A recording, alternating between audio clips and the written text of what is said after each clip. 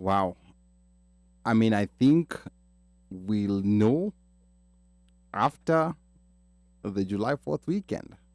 That's where we'll know where these things stand because Coach Paul Odera has been a bit bold in some of the decisions that he's made. And it's been a mixed bag, like he's working, like under a lot of stress and pressure because first of all, the team does not have money. But he seems to have seen, or rather to have a vision of something that may not be quite obvious or quite clear to us.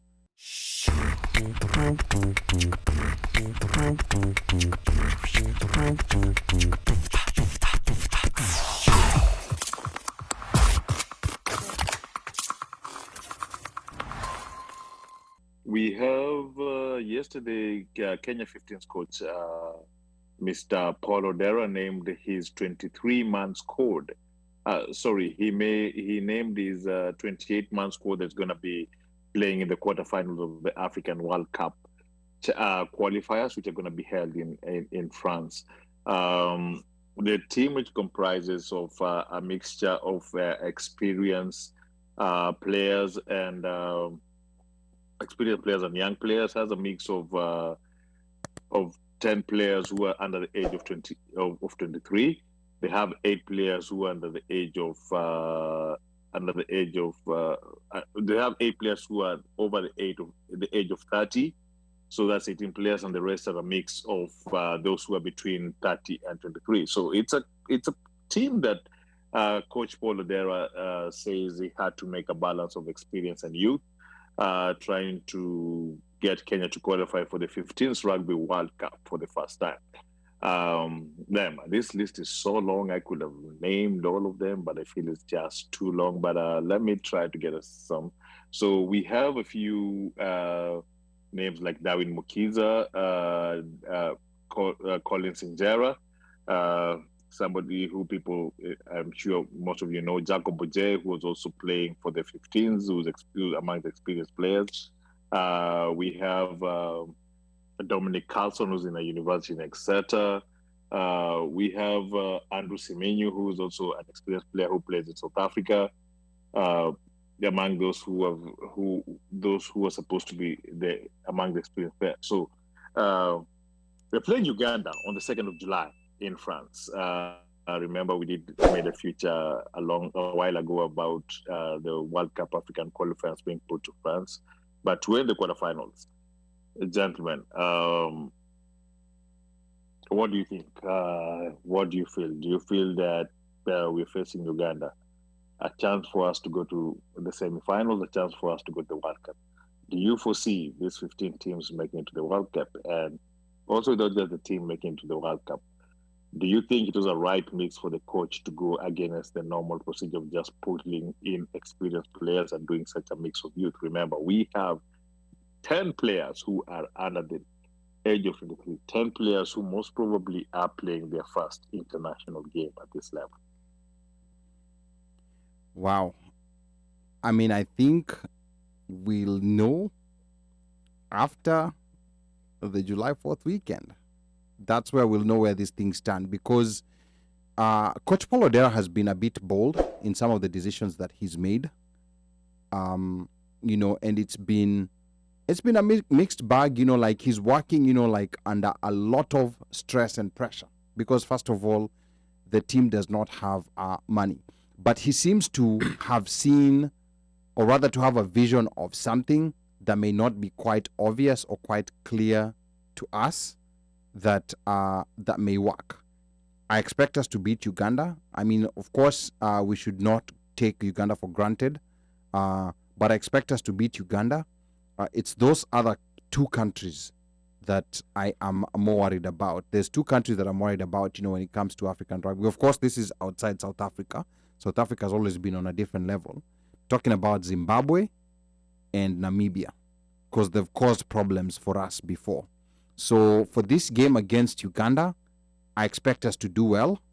And it's interesting to see players like Colin Injera being included because I remember at some point there were some noises that were coming as to why he was being included, but I think he's proved why he deserved that spot. and you can see, a sprinkling of names that we saw in Rugby Sevens. So to me, I'm optimistic, but let's wait and see. We should be able to handle Uganda. It's the Zimbabwe's and the Namibias that I'm still a bit worried about. But anything can happen. Mika.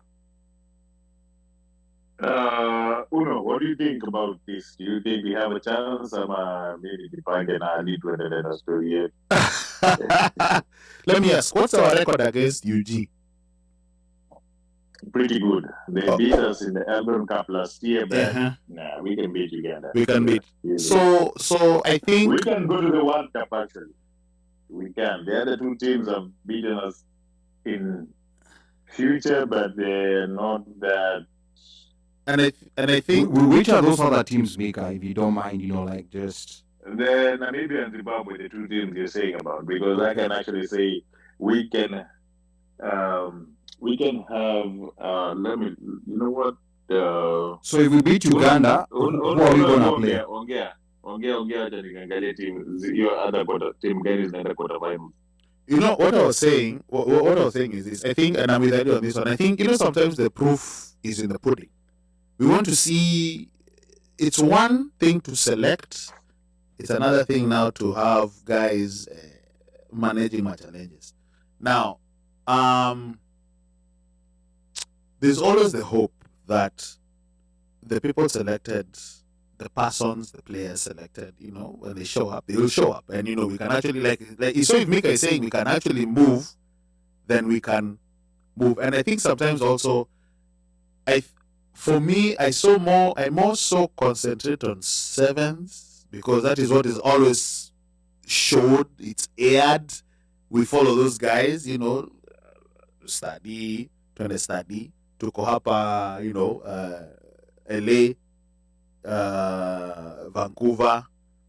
So I'm more focused on that. But 15s, I don't think they get that much airtime, but in the diaspora as much. But probably in the rugby circles, like those guys, like Akina Mika over there, they probably know more. But again, I think I would also want us. I think I watched a game there some time back.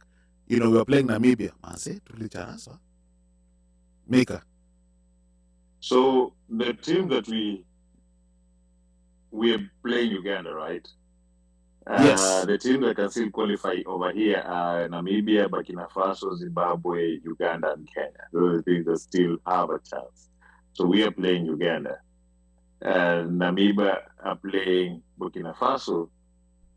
Zimbabwe have a game with Cote d'Ivoire, though Cote d'Ivoire cannot qualify. Why is that? By the number of wins that they have, They lost their game. Yes. Okay, so they're just playing for pride. They're just playing for pride. Okay. Oh. So Zimbabwe and Namibia. So if we beat Uganda, how does it work? Who do we play next? So let me see. I don't know if it's a round robin or if it's an elimination, because we're in the quarterfinals. So I believe we're in the quarterfinals. That sounds like elimination. So we it's a round robin. It's a round robin tournament. Mm-hmm. Of 3 matches within the pools that are taking place between the teams have been split into 4 pools, with three with matches of pools A and B will take place between 3rd and 11th July, while pool C and D will take between 9th and 18th July. So who else is in our pool? So in our pool we have Kenya are in pool A. Hold up.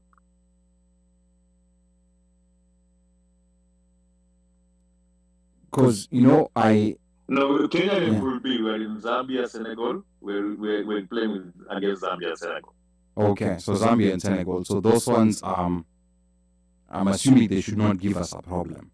Those are winnable games. Those are winnable games, but we just hope that this Soccer will not And then Angusha's like a nonsense, bro. and then the winners of the pools, what happens? They proceed to the semifinals, or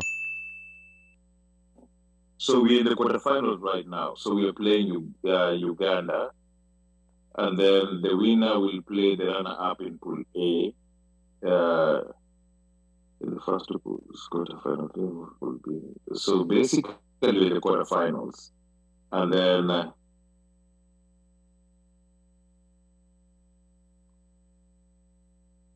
After the quarterfinals, the teams that are going to remain are going to go into a playoff. Okay. For the Africa one place, and then the team that comes second that playoff will have another chance to qualify via a qualification tournament in November.